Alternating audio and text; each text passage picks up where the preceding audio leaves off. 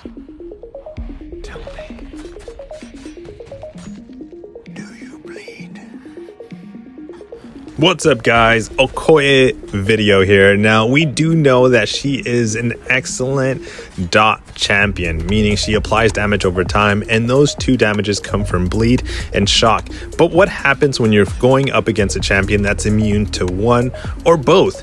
Here we're going up against Photon. She's immune to bleed, so we're applying a lot of shock. And as you can see, I fast forward the fight a little bit so you can really see the whole entire thing, is the shocks are really stacking up. But why are they stacking up?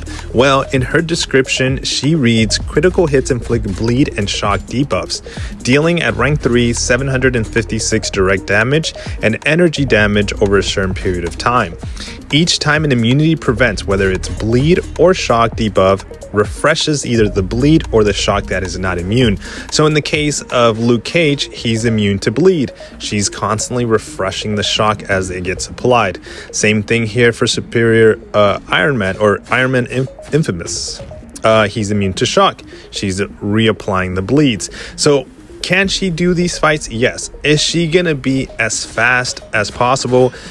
No. Obviously, having two debuffs taking down the health of the opponent that you're facing is a lot better than just having only one, but she can still do the fights, which actually makes her really impressive still to have, and consider adding her into your account or deck for Battlegrounds, because she still does a couple of other things. Now, you'll see these fights kind of go in because of, I would say, a decent time within a minute.